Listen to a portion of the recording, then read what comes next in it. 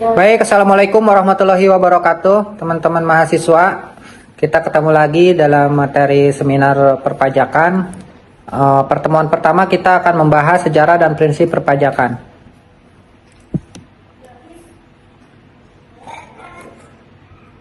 Yang pertama, sejarah perpajakan. Sejarah perpajakan dimulai dari masa kerajaan yang ada di Indonesia, kemudian penjajahan Belanda 1825 sampai dengan 1936. Kemudian juga diteruskan oleh penjajahan Jepang 1941 sampai 1944. Kemudian kemerdekaan 1945 sampai dengan 1970. Yang berikutnya ada reformasi dan pembaharuan undang-undang pajak. Reformasi dan pembaharuan undang-undang pajak terbagi dalam 5. Yang pertama, tax reform 1, tax reform 2, tax reform 3, tax reform 4, tax reform 5. Tax reform 1 tahun 1983, tax reform 2 tahun 1994, tax reform 3 tahun 1997, tax reform 4 tahun 2000, tax reform 5 tahun 2007.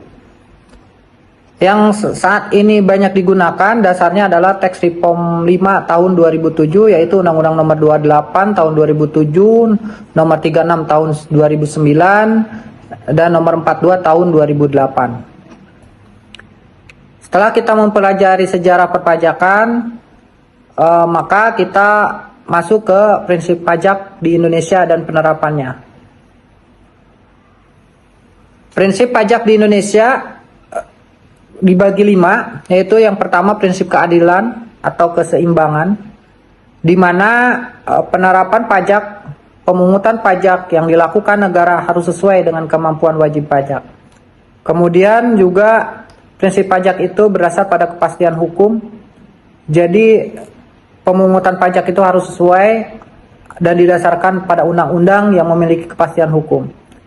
Yang berikutnya ada prinsip kecocokan dan kelayakan, di mana pajak yang dipungut hendaknya tidak memberatkan wajib pajak serta sejalan dengan sistem self-assessment.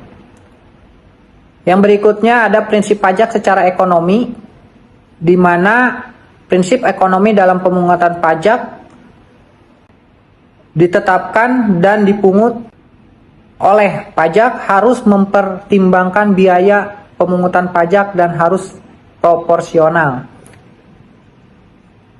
Yang terakhir, prinsip efisiensi atau hemat. Prinsip efisiensi atau hemat maksudnya adalah dalam pemungutan pajak, biaya untuk memungut pajak harus diusahakan sekecil-kecilnya atau lebih rendah dibanding dengan beban pajaknya. Demikian presentasi ini. Semoga dari presentasi ini banyak yang akan dikomentari.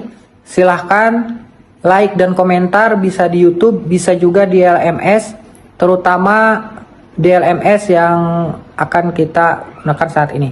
Terima kasih. Assalamualaikum warahmatullahi wabarakatuh.